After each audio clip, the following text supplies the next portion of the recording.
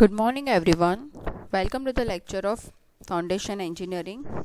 In a last lecture, we have started bearing capacity of the soil. We have seen some of theories like Tezargi's theory, Scampton's analysis. Now, in today's lecture, we are going to study further factors affecting bearing capacity. So, the bearing capacity of the soil is influenced by many factors. For instance, soil strength, foundation width, depth, soil weight, surcharge, and spacing between foundations. So, these are factors related to the loads extracted on a soil and considerably affect the bearing capacity, right?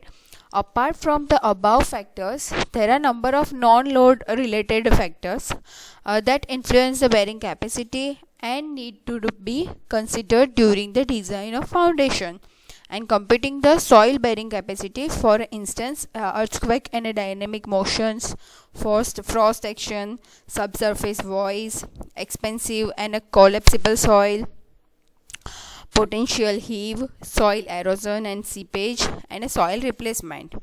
So, bearing capacity is the ability of a soil to safely carry a pressure placed on a soil from a engineered structure without undergoing a shear failure with accompanying a large settlements.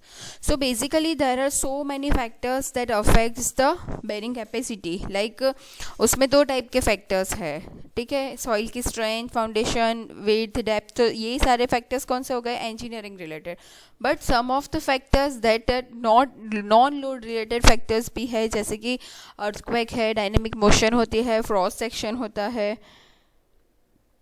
सो ये सारे factors affect करते हैं. सो हम लोग one by one देखेंगे कि वो कैसे अफेक्ट करते हैं. सो सबसे पहला है foundation weight. So foundation weight affects the bearing capacity of a cohesionless soil. The bearing capacity of a footing placed at the surface of a cohesionless soil where the soil shear strength is considerably dependent on an internal friction and is proportional to the width of a foundation. So bearing capacity of a cohesive soil of a constant shear strength and a infinite depth is independent of a foundation width.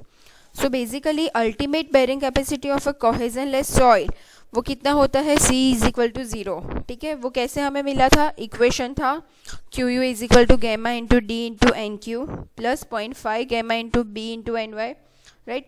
सो ये equation के ऊपर से हम लोग ultimate bearing capacity of a soil find out कर रहे थे. सो ये इक्वेशन पर से हम लोग देख सकते हैं कि जैसे जैसे width of a footing increase होती है, ठीक है, वैसे वैसे ultimate bearing capacity of the soil increase होती है. So in a loose granular soil and increase in a width alone will not bring about the significant increases in a bearing capacity. A large width will, however, always increase the total load bearing capacity of a footing because of a larger area. Second है foundation depth. So the greater bearing capacity, the deeper foundation. ठीक है, जैसे जैसे foundation की depth deeper होती जाएगी वैसे वैसे bearing capacity of the bearing capacity of the soil greater होती जाएगी. So this is specifically obvious in a uniform cohesionless soil, right? In a country, if foundation is carried down to a weak soil layer, then a bearing capacity is declined. This is obvious thing. Foundation placed at a depth where the structural weight equal to a weight of a displaced soil usually assure the adequate bearing capacity, apart from the case where the structure supported by a under consolidated soil and a collapsible soil subjected to weighting. So basically an increase in a depth of a foundation will result in an increase in a surcharge. So what is the equation of surcharge? Q into gamma d at the base level of a foundation.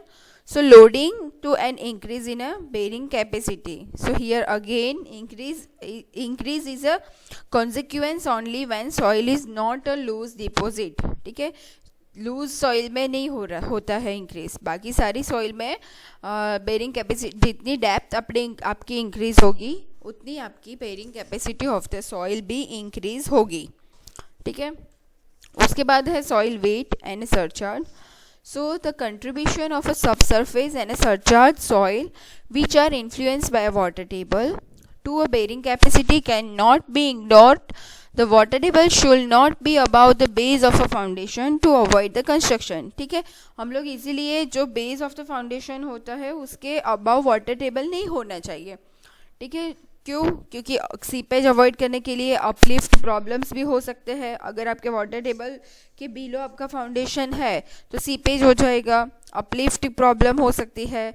If water table is below the foundation of the failure then no influence on a bearing capacity. ठीक है, तो आपके bearing capacity को कोई फ़र्क नहीं पड़ेगा. Just like that, soil weight. So the unit weight of a granular soil varies from a 14 kilonewton per meter cube for a loose uniform sand to a maximum about 21 kilonewton per meter cubes, right, for a mixed grain and a bounder mixture. So a soil with a higher density will contribute to a higher bearing capacity.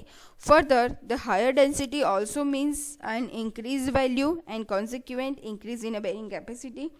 ठीक है, so ultimate bearing capacity of the footing placed in a purely cohesive soil, उसका equation था हमारे पास q u is equal to c n c plus gamma into d, जिसमें phi होगा 0, N Q होगा 1 and N Y होगा 0. So from this equation it can be seen that many of factors which influence the bearing capacity of a footing on a granular soils are a little significance in a cohesive soils. So the bearing capacity of a footing in a cohesive soil is in fact unaffected by a width of the footing, and total load carrying capacity is of course increased when width of a footing is increased. The next factor is a earthquake and a dynamic motion. So repeated movement could increase a pore pressure in a foundation soil and consequently bearing capacity is decreased. ठीक है, उसकी वजह से bearing capacity क्या होता है? decrease होता है. Sources of a cyclic movement are earthquakes, vibrating machinery and other sources like a vehicular traffic, blasting, pile driving. The foundation soil can liquefy when a pore pressure equal to a exceed soil confining stress. So liquefaction reduces effective stress to 0 and cause a gross differential settlement of a structure and loss of a bearing capacity. उसके बाद next है frost section. So frost heave in a certain soil in a contact with a water and subjected to a freezing temperature और loss of a strength of a frozen soil upon a thawing can alter the bearing capacity over the time. So low cohesion material containing a high percentage of silt size particles are mostly susceptible to frost section. ठीक है, क्या होता है कि soil के अंदर जो voids होते हैं उसके वो वाटर की कांटेक्ट में आते हैं और फ्रीजिंग टेम्परेचर की वजह से क्या हो जाता है, वो फ्रीज हो जाते हैं और उसकी वजह से क्या होता है, आपकी बेयरिंग कैपेसिटी कम होती है. उसके बाद नेक्स्ट है subsurface voids. Bearing capacity of a soil decreases due to a subsurface voids which are within a critical depth beneath the foundation. The critical depth is that depth below the which the influence of a pressure in a soil from a foundation is negligible, right? You can see in this figure subsurface voids are there. Subsurface voids occurs due to a poor soil compaction, right? And in subsurface voids there would be a water in this subsurface water pockets as you can see in this figure. So उसकी वजह से क्या होता है, bearing capacity of the soil decrease हो जाती है. उसके बाद नेक्स्ट है soil erosion and seepage. So erosion of a soil around and under a foundation and seepage can reduce a bearing capacity and cause a foundation failure. ठीक है, bearing capacity कम करता है और उसकी वजह से फाउंडेशन फेलियर हो जाता है. उसके बाद नेक्स्ट है expansive and collapsible soils. So collapsible and expansive soil can have a large strength and bearing capacity when they are fairly dry. वो ड्राई होती है तब उसकी बेयरिंग कैपेसिटी हायर होती है. However, the volume of this soil changes due to changes in a water content. ठीक है, उसके अंदर वाटर कंटेंट जैसे जैसे चेंज होता है वैसे वैसे इसका वॉल्यूम भी चेंज होता है. So this leads to a total and differential foundation movements. Seasonal wetting and drying cycles may cause soil movements that often lead to excessive long-term deterioration of a structure with a substantial accumulative damage. अब हम लोग देखेंगे methods for improving a bearing capacity. So how we can improve the bearing capacity of the soil? So first we can increase the depth of a foundation. So we have also seen earlier by increasing in the depth of the foundation we will increase the bearing capacity of the soil. The second term is by draining the soil. So water content in a soil will decreases the bearing capacity. So by draining a sandy soil and a gravel by a gravity pipe drainage system or that can improve the bearing capacity of the soil. The third is by compacting the soil. By compacting the soil, we can reduce the open spaces between the individual particles. We can reduce the voids in particles, so that by compacting of a soil, we can increase the bearing capacity of the soil. And the last, that is by grouting. So cement mortar can be injected under pressure into a subsoil to seal off voids between a subsoil and foundation. ठीक है, subsoil और foundation के बीच में जो जो voids होते हैं उसको हम लोग सील कर सकते हैं बाय ग्राउटिंग. उसके बाद है by confining the soil. So sheet piles are driven around the structure to form a enclosure which will prevent the movement of a soil. हम लोग क्या कर सकते हैं, सीड पाइल्स ड्रिवन कर सकते हैं हमारे स्ट्रक्चर के आजू बाजू में, जिसकी वजह से सॉइल के अंदर कोई मूवमेंट नहीं हो जाएगा. उसके बाद नेक्स्ट है chemical treatment. So chemical solutions are injected under a pressure into a soil and that forms a gel and keeps soil particles together to form a compact mass. उसके बाद नेक्स्ट है by grouting. So cement mortar can be injected under pressure into the subsoil to seal off voids in between subsoil and foundations. उसके बाद next topic है field test और a calculation based on engineering properties. So कौन से हम लोग field test कर सकते हैं. सो सबसे पहला होता है शेयर टेस्ट, जिसकी वजह से shear strength of a soil हम लोग फाइंड आउट करते हैं. सेकेंड है ट्रायक्सियल टेस्ट. सो उसके अंदर भी हम लोग शेयर स्ट्रेंथ फाइंड आउट कर सकते हैं बट इन अ 3 डायमेंशंस. उसके बाद है consolidation test. So explosion of a water under a static sustainable soil. And next है settlement analysis. So in this we can analyze a load bearing based on a settlement of a soil. उसके बाद एक topic है contact pressure. So what is foundation contact pressure? Generally loads from a structure are transferred to the soil through a footing, and a reaction to this load, soil extracts upward pressure on the bottom surface of a footing, which is termed as under contact pressure. So basically contact pressure is defined as a vertical pressure acting at a surface of a contact between a base of a footing and underlying soil mass. Right? Contact pressure distribution under a footing. So the distribution of a contact pressure under a different type of footing in a different type of soil are explained below. So first is under flexible footing and second one is under rigid footing. So let's see contact pressure distribution under a flexible footing. So for a flexible footing on a cohesive soil, settlement is a maximum at the center of footing and minimum at the edges. So you can see in this figure at the edges which forms a bowl like shape. आप यहाँ पे देख सकते हो कि bowl like shape यहाँ पे बन रहा है. But the contact pressure is distributed uniformly along the settlement line. So आप यहाँ पे देख सकते हो कि ये जो contact pressure है वो uniformly distribute हो रहा है. When a flexible footing is laid on a cohesionless soil, the settlement at a center becomes a minimum while at the edges it is a maximum, which accepts the opposite case of a settlement of a flexible footing over a cohesion soil. But in the case also contact pressure is a uniform along the settlement line. So आप यहाँ पे देख सकते हो कि edges में यहाँ पे मैक्सिमम है, ठीक है, तो उसकी वजह से यहाँ पे उसका शेप थोड़ा चेंज हो गया है. Contact pressure distribution under a rigid footing. ठीक है, हम लोग रिजिड फुटिंग के बारे में देखेंगे.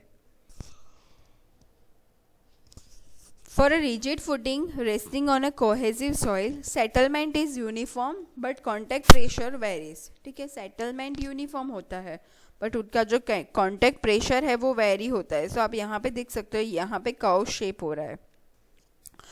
At the edges contact pressure is maximum and at the center it is minimum. So यहाँ पे आप देख सकते हो edges पे maximum है और center पे minimum है, which form a inverted ball shape in as shown in figure. So आप यहाँ पे देख सकते हो कि ये inverted ball shape जैसा दिख रहा है. And the values of a stress at edges become a finite when a plastic flow occurs in a real soil. यहाँ पे आप देख सकते हो if footing is resting on a cohesion-less soil. ठीक है, cohesion-less soil पे अगर आपका footing है तो contact pressure is a maximum at a center and gradually reduces to zero towards the edge. ठीक है, यहाँ पे क्या है, सेंटर में मैक्सिमम है और एजिस पे ज़ीरो तक हो जाता है minimum. So if footing is embedded then there may be some amount of a contact pressure at the edges of a rigid footing. So in order to simplify the design of footing, it is usually assumed that under a uniformly loaded footing, the distribution of a contact pressure is uniform. However, this simplified assumption is not always valid, because the distribution of a contact pressure depends on a flexural rigidity of a footing and elastic properties of a underlying soil mass. If footing is a perfectly flexible, the distribution of a contact pressure is a uniform, irrespective of a type of a underlying soil mass. And if footing is a perfectly rigid, the distribution of a contact pressure depends on a type of underlying soil mass. ठीक है, तो वो हम लोगों ने already यहाँ पे देख लिया है कि रिजिड फुटिंग होता है और कोहेसिव सॉइल होती है तो क्या होता है, और फ्लेक्सिबल फुटिंग में कोहेसिव सॉइल में कैसे डिस्ट्रीब्यूशन होता है. Just like that rigid footing में कोहेजन लेस सॉइल के अंदर क्या होता है और फ्लेक्सिबल फुटिंग में कोहेजन लेस सॉइल के साथ क्या होता है. सो वो हम लोगों ने यहाँ पे आज देख लिया है. So basically if footing is rigid the settlement is uniform and a contact pressure distribution is minimum at the center. ये हम लोगों ने सीखा. And determined as a elastic mass. In a elastic mass beyond a certain limiting value of a stress, the plastic flow occurs and a pressure becomes finite. Just like that, the contact pressure distribution is uniform for a flexible footing for both clayey and sandy soil, but the contact pressure for a rigid footing is maximum at edges. ठीक है, in a clay and sandy soil. For convenience, the contact pressure is assumed to be a uniform for all type of footing and for all type of the soil if load is symmetric. ठीक है, अब हम लोग देखेंगे general assumptions for a contact pressure distribution. So in a design of a foundation, contact pressure is assumed to be uniform, which is not problem for a flexible foundations since they have a uniform contact pressure irrespective of a stiffness of a soil.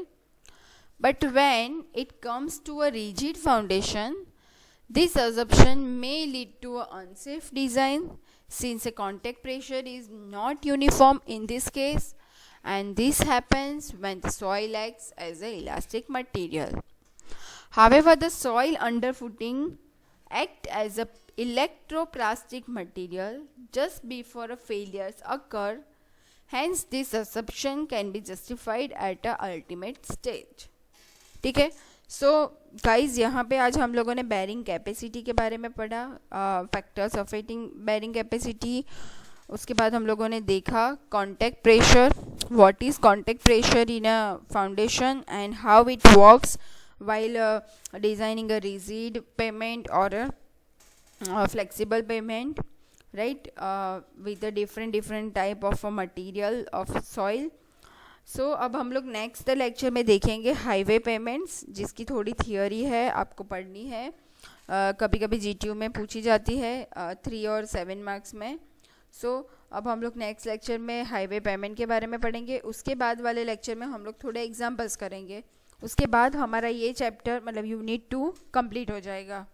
ठीक है, thank you so much for listening this lecture everyone, thank you.